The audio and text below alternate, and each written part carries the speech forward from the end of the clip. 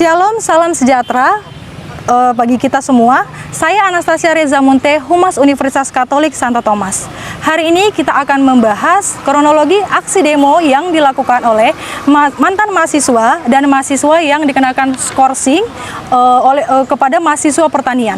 Langsung saja, di sini saya bersama Wakil Rektor 3, Bapak Insinyur Charles Sitindaon, Bapak Dekan, Proposman Siboya, Ibu Wakil Dekan, Ibu Delima, dan KTU Fakultas Pertanian Bapak Argus Simbolon. Baik, nah kita akan langsung membahas kronologi terjadinya aksi demo yang dilakukan oleh mantan mahasiswa dan mahasiswa yang diskorsing. Nah langsung saja Bapak ya. Baik, terima kasih atas kesempatannya.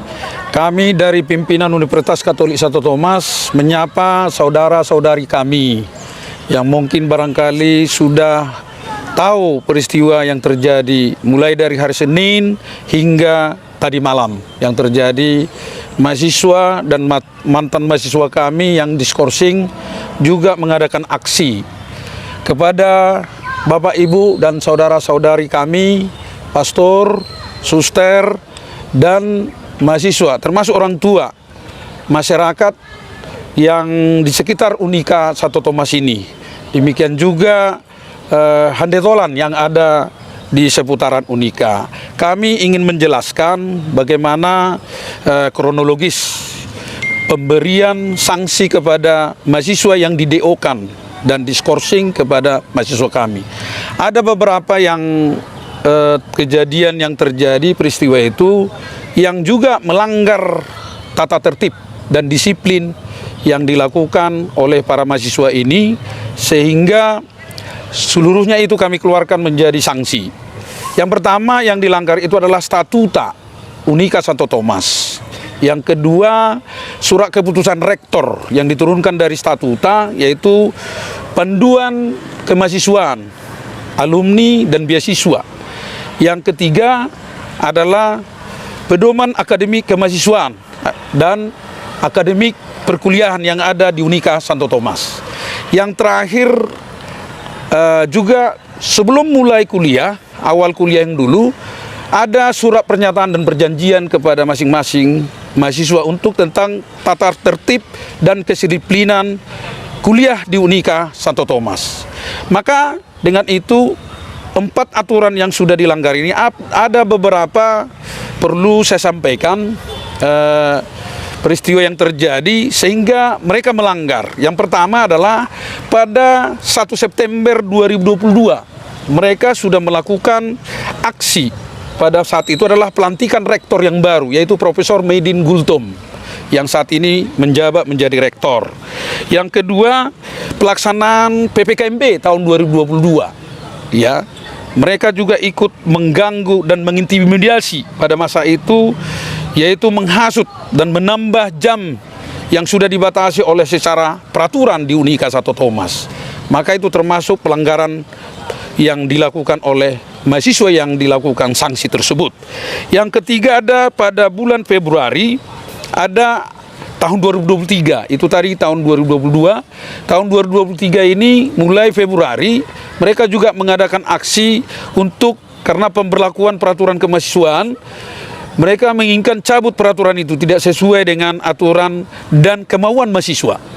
Maka kita lakukan di sana dan mereka mengadakan aksi dan unjuk rasa terkait dengan peraturan tersebut.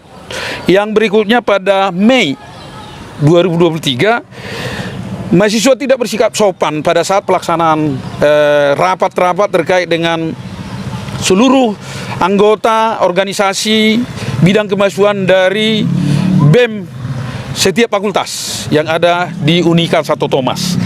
Dalam hal itu mereka menginginkan bahwa seluruh kegiatan itu mereka menginginkan adanya MUBES. Padahal peraturan ada di MUBES, tidak ada di peraturan kemahasiswaan tentang organisasi mahasiswa. Yang ada adalah KPUM, Komisi Pemilihan Umum. Maka dengan itu mereka menginginkan itu dijalankan dengan MUBES. Padahal itu MUBES itu adalah musyawarah besar. Itu tidak ada aturan yang menegaskan di sana. Sehingga ketika mereka kita ajak rapat, mereka tidak mau all out keluar, begitulah. Tidak ada mereka mengaspirasikan karena MUBES ini kita tidak setujui, maka mahasiswa menginginkan mereka menjalankan MUBES itu, ternyata kami tidak menerimanya. Yang ada di dalam aturan adalah Komisi Pemilihan Umum, maka mereka keluar dengan sendirinya, tidak berjalan dengan baik hasil rapat tersebut. Di Mei juga terjadi, mereka menginginkan acara MUBES ini, mereka menginginkan menghasilkan bahwa anggaran kemahasiswaan mereka yang ngelola, peraturan kemahasiswaan mereka yang mengatur. Lalu mereka meminta untuk membuat peraturan itu, mengusulkan 70 juta untuk pelaksanaan merevisi ataupun membuat peraturan yang baru. Maka kami dari pihak rektorat di bidang kemahasiswaan tidak menerima, dan mereka selalu mengunjuk rasa dengan kondisi itu. Pada tanggal 29 Mei bertepatan 2023, bertepatan itu adalah Dies Natalis Unika Santo Thomas yang ke-39. Pada saat itu seluruh unsur para pimpinan dan pejabat diundang pada saat itu, termasuk itu adalah Dewan Pendiri Unika Santo Thomas itu, yang mana di sana adalah pimpinannya adalah Monsinyur, yaitu Uskup Agung Medan, yang pada saat itu hadir dan merasa kecewa.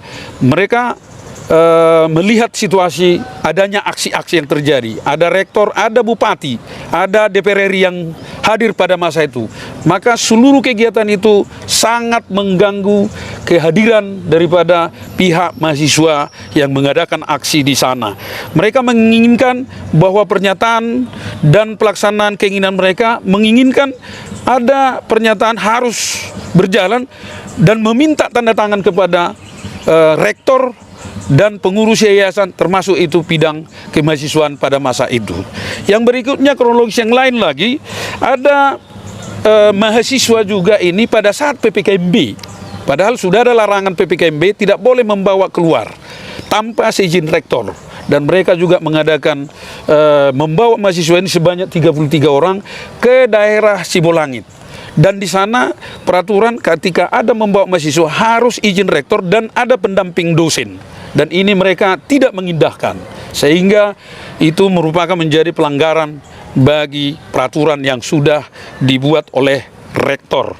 Menindaklanjuti itu juga dari usulan dan peringatan mulai dari prodinya hingga ke fakultas, maka mereka sudah melakukan rapat-rapat dan pemanggilan kepada pihak mahasiswa mulai dari tanggal 14 Juni 2023. Dekan Fakultas Pertanian sudah mengadakan rapat terkait mereka yang melakukan aksi ini tetap juga tidak diindahkan. Demikian juga pada bulan Oktober, mereka juga melanggar tata tertib kemahasiswaan yang jadinya mereka dilakukan harus diberikan sanksi. Itulah usulan daripada fakultas dan juga rapat-rapat fakultas dan pimpinan universitas untuk merapatkan itu bersama dengan yayasan juga, dan seluruhnya membuat keputusan sesuai dengan yang dilakukan dengan SK Rektor yang terakhir. Demikian juga ada tambahan yang terkait dengan SK yang lain, termasuk jumlah yang dilakukan itu adalah DO dan sourcingnya. Itu adalah pada tanggal 23 November ada keputusan mulai dari fakultas hingga tingkat rektorat. Maka seluruhnya ada 6 yang di DO-kan dan 13 yang di sourcing.